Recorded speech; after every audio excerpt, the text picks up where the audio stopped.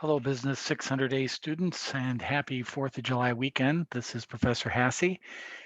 This is our introduction video to our midterm week, week number 5 for class July 5th, Monday evening. And again, I apologize for having class on a national holiday, but there's not much we can do about it. My only thing is if you cannot make class, that's okay. I'll be recording it, and if you're traveling or whatever, you don't have to give me the explanation. You can watch this video.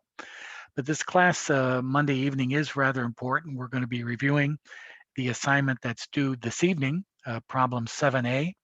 We'll be reviewing that because that problem closely resembles your midterm work for the upcoming week. We're going to talk about beginning our transition from accounting to finance with a statement of cash flows, which is used quite a bit in finance, and financial statement analysis. Chapters 12 and 13 we will be discussing this week. We will also post the midterm examination tomorrow afternoon, and we'll review that in class Monday evening. That midterm examination is due Sunday, July 11th.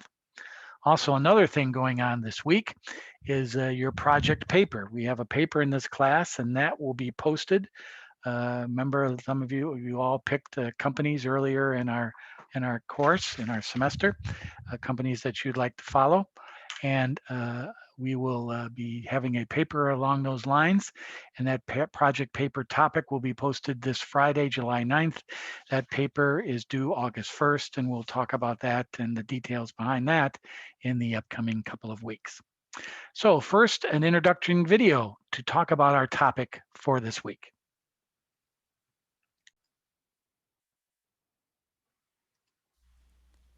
Hi, Else here, and in this series of videos, we're going to talk about financial statement analysis. You know that the goal of accounting is to produce financial statements that can be useful for decision making.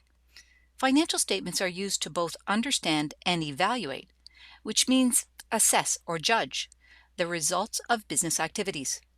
For instance, the managers of a business use financial statements to review past performance and make decisions about the future. Creditors, such as banks, use the financial statements to assess a business to make decisions with regards to loans. Shareholders, who are really the owners of any business, assess the financial statements to make decisions about future investments. Every single stakeholder who has to make resource allocation decisions, that's decisions about, you guessed it, money, use the financial statements to make informed decisions, but they can only do that if they analyze the financial statements in a systematic way. That means organized or orderly. Generally, in accounting courses, you're taught specific financial statement accounts in isolation. For instance, you might learn about accounts receivable and the allowance for doubtful accounts, but it's separate from the business decisions that might be impacted by those balances. The problem with that is you can only understand and evaluate a business when you look at the financial statements as a whole. That's why in this series of videos, I'm going to introduce you to vertical and horizontal analysis, as well as some important financial statement ratios. By combining your understanding of the different accounts with tools to analyze financial statements as a whole, you'll gain a deeper understanding of a business's financial position and their performance. This allows you to assess the past and make decisions about the future. So, what's needed to perform an analysis of the financial statements? Well, first, you need comparative financial statements for the business.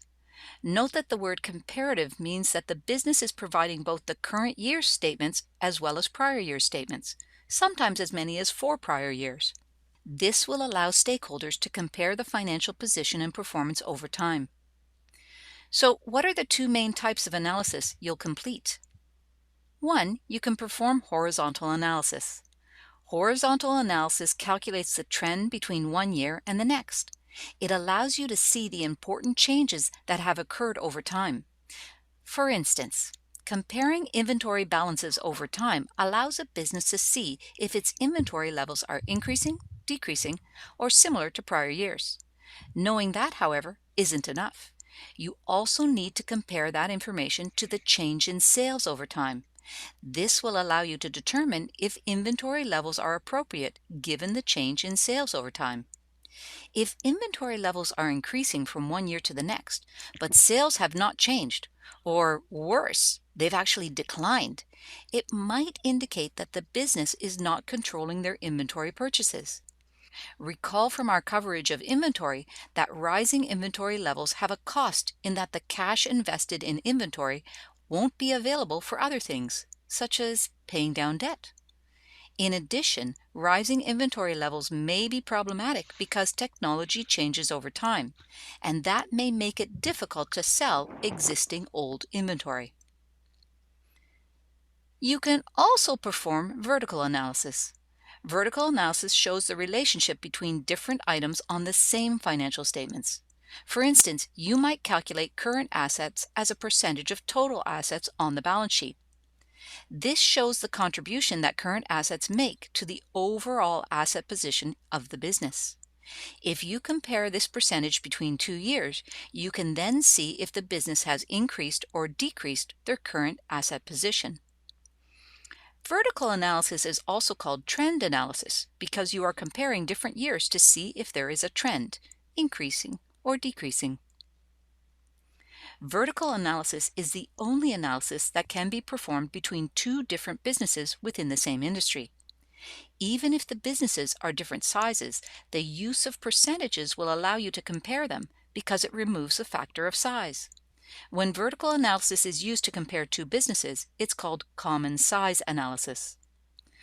Often students find horizontal analysis easier to understand. So, in the next video, I'll start by introducing horizontal analysis. Okay, that's an introduction to financial statement analysis, of which that's chapter 13, and we're going to learn about horizontal, vertical, and ratio analysis. Also, we talk about chapter 12, which is the third, I guess, main financial statement. There's the income statement, the balance sheet, and the statement of cash flow. We'll define that in chapter 12. That's our discussion in class tomorrow, plus we'll review problem 7A, which is due this evening, which is about the closing entries and closing up a fiscal year. So a lot to do this week, and I apologize over the holiday weekend, but we're stuck by this calendar, so best we can do. So I look forward to seeing you all tomorrow evening at 6 o'clock. Have a great rest of your 4th of July weekend, and we'll see you tomorrow. Adios. I forgot to tell you. Also, the grades have been posted to assignment number 2. The solutions are also posted to the assignment number 2 file folder in week number 3. If you want to review your work, all assignment number 2 grades have been posted. Now I'm ready to stop this. See you tomorrow. Bye-bye.